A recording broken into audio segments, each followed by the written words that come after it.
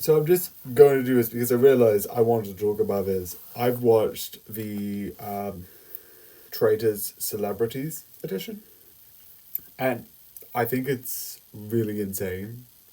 I like who's in it and how they did the immediate.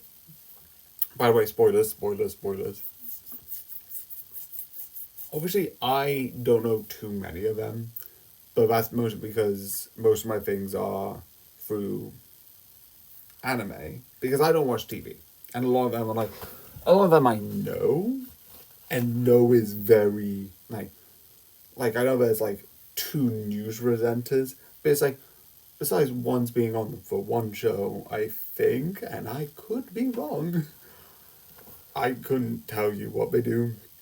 Obviously, I know Jonathan Ross.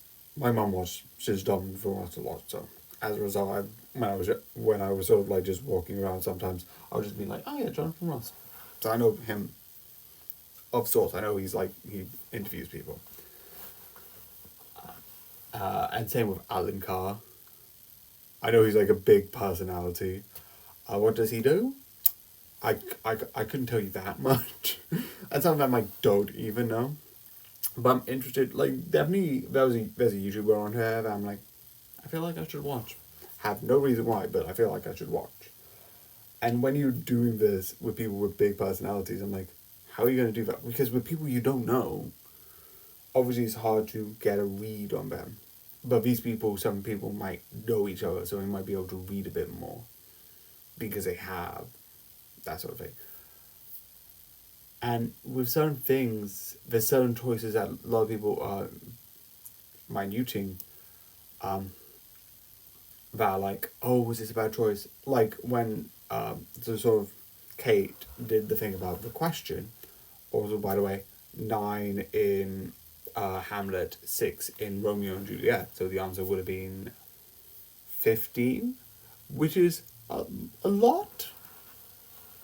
Romeo and Juliet isn't that much. It's only 6 deaths, which I don't know if it's a lot for Shakespeare. I know I'm just bringing this up. I just wanted to, because I was curious afterwards. I actually was like, we're probably not going to get the answer. I'm probably just going to Google it.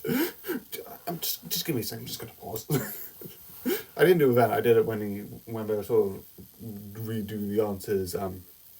Near when it was like Stephen Fry did the thing about like, oh, I'm probably just. I think there probably is a Hamlet book back here.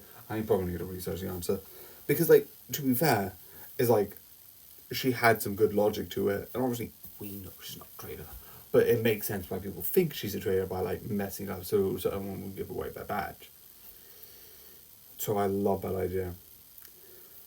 I also love the first challenge, and definitely the one with like digging up the graves is like really interesting.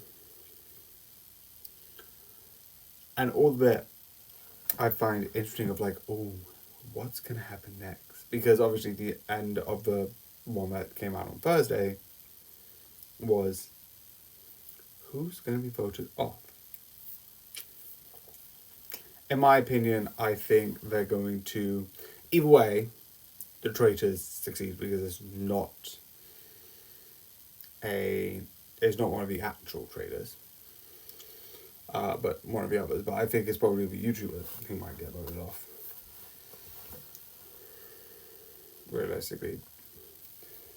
But one of the things I think overall I'd like is the idea of like the first murder was in plain sight because they've never done that before in season 1 or season 2, and I know there's others, but I haven't seen them. I'm not gonna comment on them. I just love this series. I'm excited for what it is, and I think eventually when I watch the full one, I will review it in its own thing. But I wanted to talk about it because I watched it with my family, and I was like, so I just love it. I do think it's interesting. I am excited to where it's gonna go.